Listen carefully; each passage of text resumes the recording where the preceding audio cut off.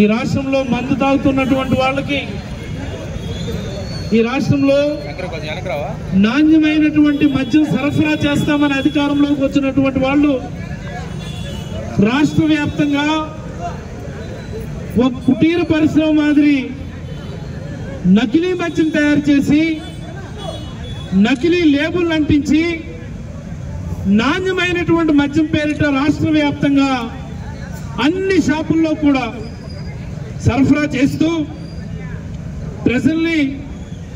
ప్రజల ఆరోగ్యాన్ని ఏ మాదిరి గుల చేస్తా ఉన్నారో మనందరం చూస్తా ఉన్నాం. ఒకటి గమనించాలా, గతంలో జగన్మోహన్ రెడ్డి గారు ఉన్నప్పుడు ప్రభుత్వాలే షాపులు మెయింటైన్ చేస్తున్నప్పుడు చాలా ఖచ్చితంగా నోటిఫైడ్ డిస్టిలరీస్ నుండి నోటిఫైడ్ బ్రాండ్స్ ను సరఫరా చేస్తూ ప్రజల ఆరోగ్యానికి గ్యారంటీ ఇచ్చినటువంటి సందర్భం. మరి ఈరోజు ఏది, ఎక్కడుంది ప్రజల ఆరోగ్యానికి భద్రత?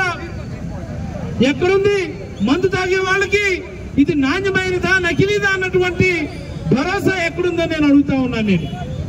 మరి దీని ముఖ్యమంత్రి గారు కానీ ఇతరత్ర నాయకులు కానీ ఎవరు సమాధానం చెప్తారు? ఎన్ని వేల ప్రాణాలు పోయి ఉంటాయి ఈ 16 నెలల్లో ఒకసారి గమనించమని ప్రజలందరినీ కోరుతా ఉన్నాను. వైసీపీ వాళ్ళే నకిలీ మద్యాన్ని అలవాటు చేశారట. సిగ్గు లజ్జ ఉండాలంటే మాటలు మాట్లాడడానికి, బుర్రా బుద్ధి ఉండాలంటే మాటలు మాట్లాడడానికి స్వయంగా ఎమ్మెల్యేగా పోటీ చేసినటువంటి మీ అభ్యర్థి దీనికి సూత్రధారుడైతే దాన్ని కూడా మీరు వైఎస్ఆర్ కాంగ్రెస్ పార్టీకి అంటగడతా ఉన్నారంటే అది మీ దివాలా కోరుతనానికి నిదర్శనం అని చెప్పి సందర్భంగా తెలుగుదేశం నాయకులకు నేను చెప్పదలుచుకున్నాను. నకిలీ మద్యం ఒక ముఠా అయితే వేల కోట్లు దందా జరుగుతూ ఉంటే పలాస నియోజకవర్గంలో మరో రకమైనటువంటి అదనపు దందా జరుగుతూ ఉంది.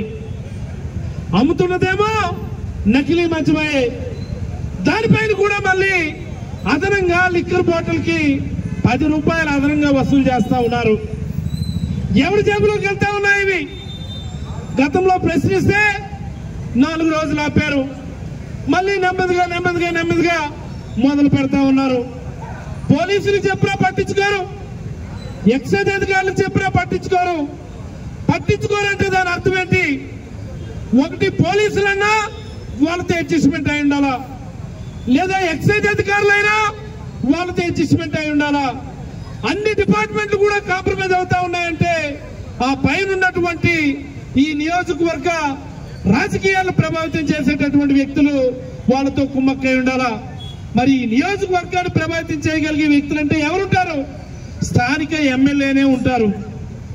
ఖచ్చితంగా ఈ అదనపు ప్రతి 10 రూపాయల వసూళ్ల వెనుక ఈ స్థానిక ఎమ్మెల్యే ఉన్నారని నేనైతే ఘంటాపదంగా చెప్పదలుచుకున్నాను. నేను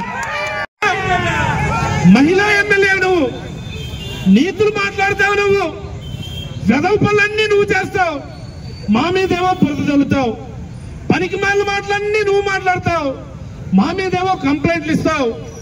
ఇప్పటికేదో కొద్దిగా నోరు కంట్రోల్ అయి ఉన్నది.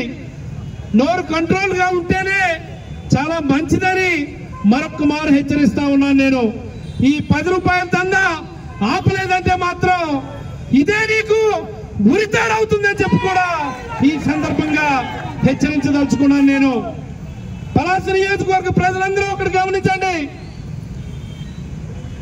ఈ నియోజకవర్గంలో ఈ అదనపు 10 రూపాయల వసూలు మాదిరి రోజుకు 3 లక్షల రూపాయలు కలెక్షన్ జరుగుతూ ఉంది. రోజుకి 3 లక్షలు అంటే నెలకి ఎంత?